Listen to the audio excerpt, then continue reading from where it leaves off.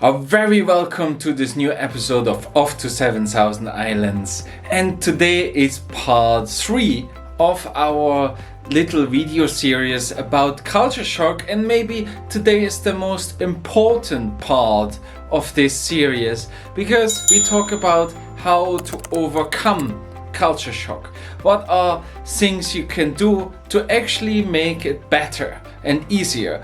We already talked in the first video about what is culture shock, how it works, what's the science and the research behind it, and all this kind of stuff. So that one is very interesting, and of course linked down below. And also the second one where we talked about factors which influence how you will experience culture shock. So in some of the aspects we're gonna today apply to us and how to use certain things in order to overcome culture shock and those aspects who make culture shock worse. So second video, of course, also linked down below and in the pinned comment under the video, so you can check them out before that, or you just enjoy this one. It's standalone video as well, so you don't need to watch the others, but if they are interesting for you, please check them out.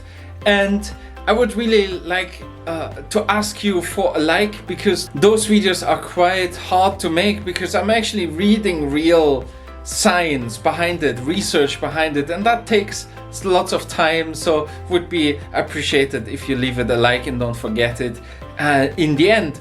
But enough talking for now, let's talk about how we overcome the culture shock. My name is Eric, I live here in the Philippines with my wife, and we're running a little hotel. And now let's get into the video. I feel like I'm losing my mind.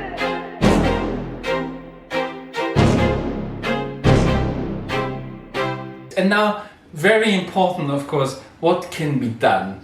And of course, that's very, very generalized. But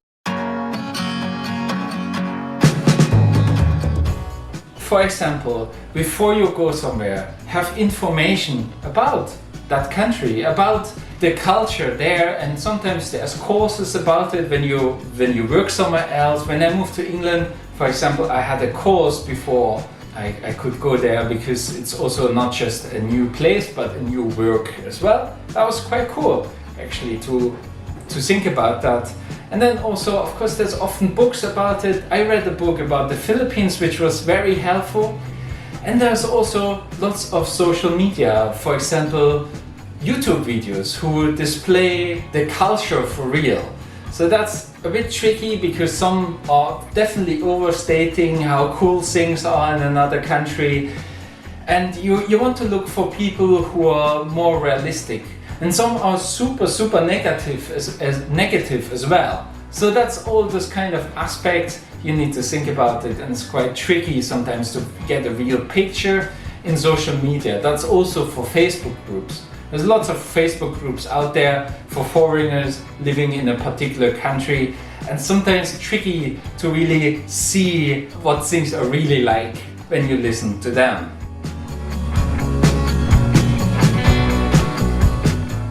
Then, of course, test it. Try it out. For example, my wife and me, we've been a few times for a longer period of time in the Philippines. Not crazy long. I mean, you probably have work at home or school or something at home, so you can't go forever. But if you can at least stay a month at a time, or hopefully longer, I mean 3 months would be great, then really do that. If you have the opportunity, then do that. And just look, okay, is that really a possibility for me?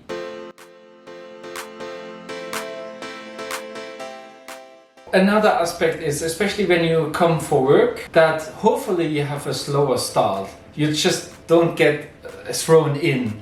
That's also for university students the hardest bit, when you need to straight perform on your highest level, but you also deal with all that cultural issues basically, and it's much more tougher on you, and you feel it's just wearing you down a lot more.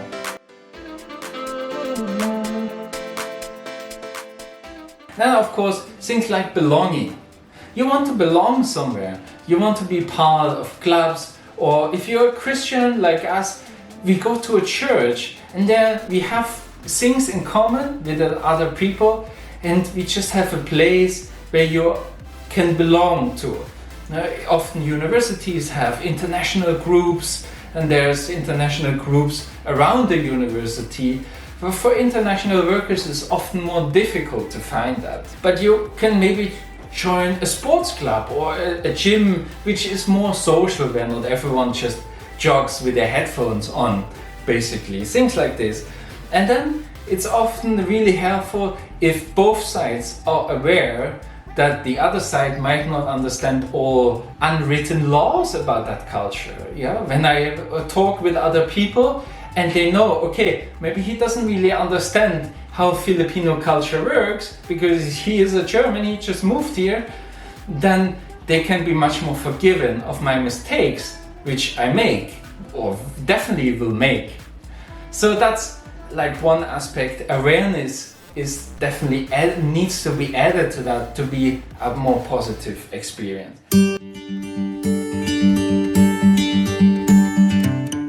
And then of course things like hobbies. Do you have a hobby here? What you can do, which is maybe involving other people, but maybe not. Maybe it's just depending on your type. If you're very introverted and you need to deal with all the things outside, maybe it's good to have something inside what you can do for yourself. What you know already, or maybe you started a new hobby, or you have pets or plants, some kind of responsibility where you can look after something which gives you a bit of purpose as well.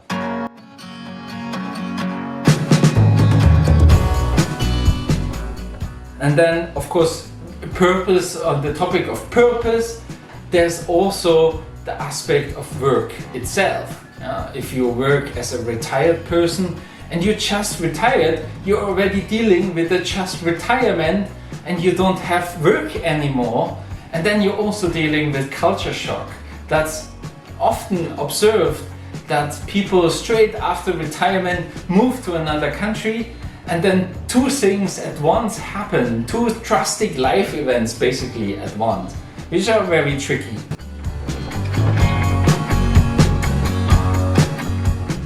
Then of course, family integration. So I moved here with my wife, and my wife has all their family here. And my family here was very, very welcoming. And that's so cool, such a welcoming family, and just adopting you as well, you coming as a stranger definitely helps and is a nice thing. There's in different cultures different issues around that as well, which you need to overcome. But if the family is great, or you have some friends already there, that's fantastic. If you can make quickly some friends, it's fantastic as well.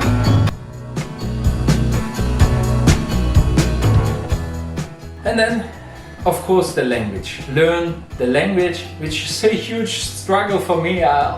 It's so hard to learn Tagalog here. Oh my, but it's really helping, and we will go further into details in other videos about that. But learn the language really helps. When you understand a little bit what people are talking about, it's already so much more helpful. You don't feel so left out.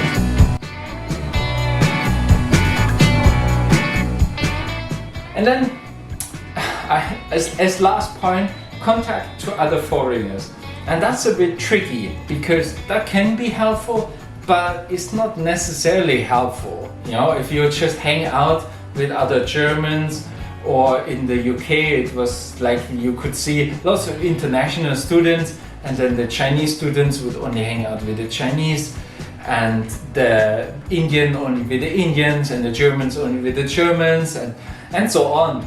And that's not very helpful as well, because that hinders you from actually engaging with that culture around you, because you're just staying in your old culture. It's not, so you need to find the right balance.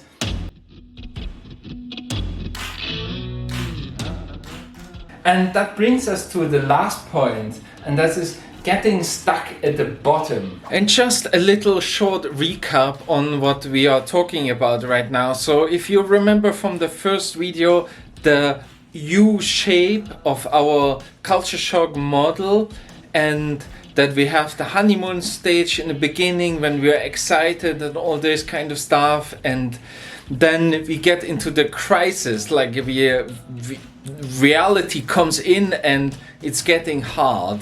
And now we're just gonna talk about how we can get stuck in this crisis mode, and it's very something we need to avoid and need to work on, and that's what we're gonna talk about right now. When you look around social media, and you hear that a lot, that people after 10 years of living somewhere else are still super frustrated with their country and really want to move back. And it's really a shame, and basically they got stuck in that bottom U shape where they didn't make the adjustment when life becomes normal, not necessarily easy, but normal. And you can accept some things which could be very frustrating much more easily. And that can often be enhanced by having contact with other people who are also just complaining about things. And as German, especially, like Germans love to complain about stuff. And when you take that too much to heart, then you basically get stuck. And at some point, you might be depressed. And then it's very hard to get out of this bottom hole. You know, because a drastic life event, of course, can lead to a depression as well. And that's really something to avoid, and is really something you need to also work on. You need to work on. It's a process where you need to actively be part.